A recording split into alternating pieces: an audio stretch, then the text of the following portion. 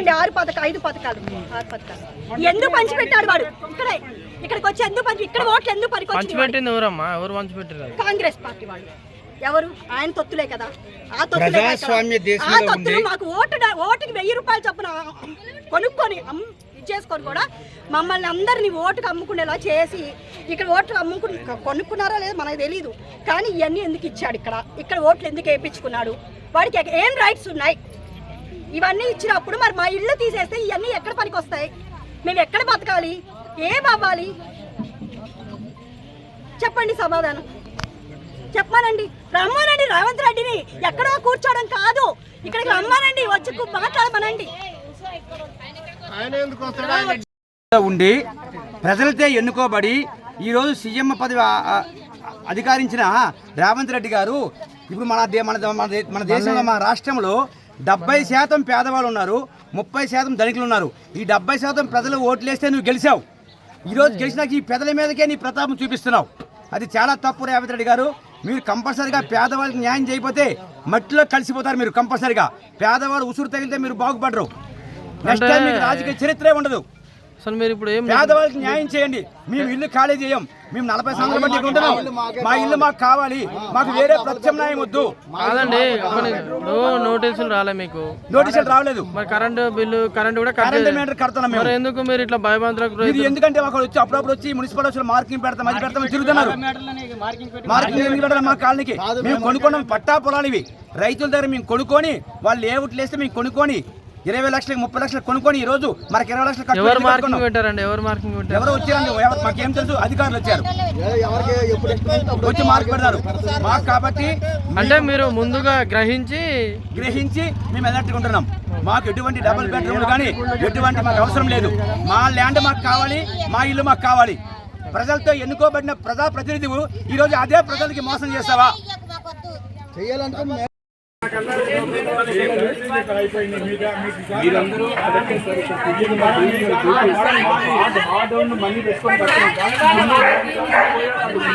బాబు అట్లా కాదు, వినండి. పథకాలు ఇవ్వడానికి ఇక్కడికి ఎందుకు వచ్చాడు వాడు? ఇక్కడికి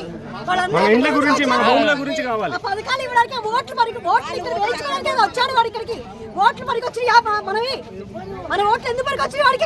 ఇక్కడ రాకూడదు, మూసి అక్కడికి రాకూడదు వాడు. మరి మూసి ఓట్లు కావాలా వాడికి? ఎలా తీస్తాడు ఇల్లు? ఎవరికి అధికారం? ఎందుకు తీస్తాడు వాడు? మా ఇల్లు మాకు కావాలి అంతే. మేము ఊరుకునేది లేదు. ఖబర్దార్ రేవంత్ రెడ్డి, నీకు లేడీస్ అందరూ ఊరుకోరు. ఇక్కడ అందరివి ఆడవాళ్ళ పేరు మీద ఉన్నాయి. నువ్వు ఆడవాళ్ళకి న్యాయం చేస్తారన్నావు, ఆడవాళ్ళకి నువ్వు అన్యాయం చేస్తున్నావు. ఊరుకునేది లేదు, ముందే చెప్తున్నా. మేమందరం ఎంత ధర్నాకనే దిగబడతాం. మీ ఇంటి ముందు మేము ధర్నా చేస్తాం. నువ్వెలా సుఖంగా ఉంటావని మేము చూస్తాం. మీ ఇంటి ముందే మేము చేస్తాము. చూసుకో రేవంత్ రెడ్డి, నువ్వు ఎంతమంది సమాధులు కట్టుకొని నువ్వు ఇది చేస్తావో. నీకు ఏ ప్రాజెక్టులు కట్టుకుంటావో ఇక్కడ నీకు ఎంత లాభం లేకుండా నువ్వు ఇంతమంది పేదవాళ్ళకి గుండెల్లో కొడుతున్నావో మాకందరికి తెలుసు. కోట్ల ఆస్తులు నువ్వు మూట కట్టుకోవడానికి మా అందరి జీవితాలను ఆడుకుంటావా? నువ్వు ఏ ప్రాజెక్టులు కట్టుకున్నా పేదవాళ్ళకి సమాజాల మీద? ఊరుకునేది లేదు. ఖబర్దార్.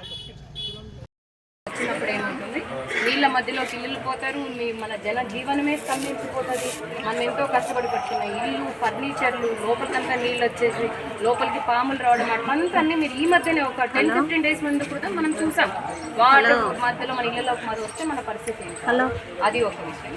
తర్వాత మూసీ రివర్ పక్కన ఉండడం వల్ల మీరే ఎక్కువ అనుభవించేది ఏంటంటే దోమలు. మనం ఎంత దోమలు కంట్రోల్ చేసినా వాటర్ బాడీస్లోనే దోమలు పెరుగుతాయి కాబట్టి ఆ దోమలు రావడం, దోమల వల్ల ఇప్పుడు తెలిసి ఎంత డేంజరస్ వ్యాధులు వస్తున్నాయో. మీరంతా హాస్పిటల్కి డెంగ్యూ ఫీవర్ కానీ ఇవన్నీ కూడా దోమల వల్ల వస్తాయి. అండ్ ఇంకా ఎక్కువ ఎఫెక్ట్ ఉన్నది వాసన. దీంట్లో డ్రైనేజ్ వాటర్ కలవడం వల్ల మీకే కదండి అసలు ఈ విండోలు తెరవగలుగుతారా ఇక్కడ ఈ మూసీ నుంచి వచ్చే స్మెల్కి? సో అందుకని అంటే మూసీ రివర్ని ప్యూరిఫికేషన్ చేద్దామన్నది మన ప్రభుత్వం గొప్ప నిర్ణయం. ఏంటంటే ఇందులో ఉన్న నీళ్లు మీరు స్వచ్ఛంగా చూడగలిగేలాగా అన్నిటిని మారుస్తున్నాం. ఓకే, సో అందుకనేది ఆ రివర్ని మనం ప్యూరిఫై చేయాలని అంటే చుట్టుపక్కల ఇప్పుడు చిన్న చిన్న టెంపరీ స్ట్రక్చర్స్, షెడ్లు అలా వేసుకొని ఉంటారు కదా. మెయిన్ ఇవాళ మేము వచ్చింది ఏంటంటే ఎక్కడైనా రివర్ బెడ్ వేరే, బఫర్ వేరే. అంటే రివర్ బెడ్ అంటే ఎప్పుడో ఒకప్పుడు నీళ్లు ప్రవహించిన ప్రదేశము, అంటే నీళ్లు వెళ్ళిన ప్రదేశం ఈ రోజు కానీ నీళ్ళు ఎక్కువ వచ్చిన రోజు కానీ ఎప్పుడైనా కానీ ఆ నది ఎప్పుడైతే ప్రవహిస్తుందో నీళ్లు ప్రవహించుంటాయో దాన్ని మనం రివర్ బెడ్ అంటాం.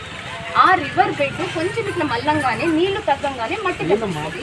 మనం కొంచెం కొంచెం జరిపి దాన్ని గడ్డలాగా చేసేసి చిన్న చిన్న బడ్స్ పేదవాళ్ళు అన్న మన వాళ్ళు కదా చిన్న చిన్న గుడిసెలు వేసుకుంటారు, లేదంటే టెంపరీ రేకుల షెడ్ వేసుకుని అందులో ఉంటారు.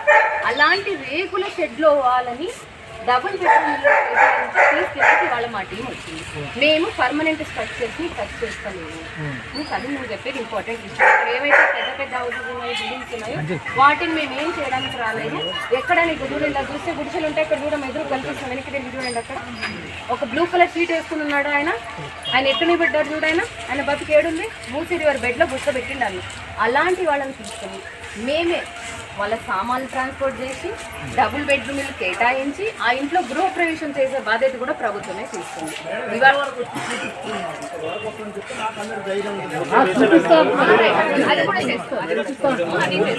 ఇవాళ మేము చేసేదంతా మటు కూడా రివర్ బెడ్ లో ఉన్న టెంపరీ షెడ్లు మాత్రమే. మీ పర్మనెంట్ ఇల్లు మేము టచ్ చేయడం లేదు, లిమిట్ లేదు. దయచేసి సహకరించడానికి చూసుకుంటా పోతున్నాం. ఏమన్నా అట్లాంటివి ఉంటే వాళ్ళని తీసుకుపోయి ఇక్కడ నుంచి డబుల్ బెడ్రూమ్ ఇంటికి మారుస్తాం తప్పితే మిమ్మల్ని ఏమి మేము టచ్ చేయలేదు. పేదల మీదకి వస్తే నువ్వు మంచిగా ఉండదు, పేదలకు అన్యాయం చేయొద్దు.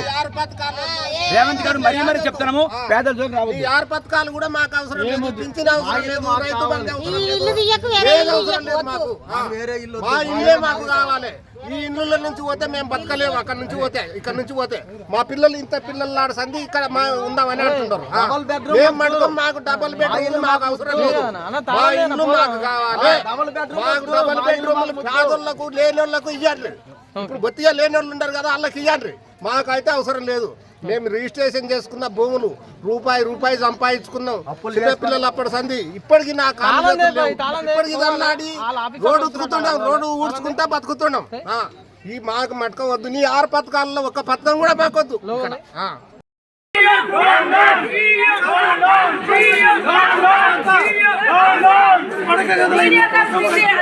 ప్రభుత్వాధికారులకు కానీ ఎవరికే కానీ గవర్నమెంట్కే కానీ ఒకటే రిక్వెస్ట్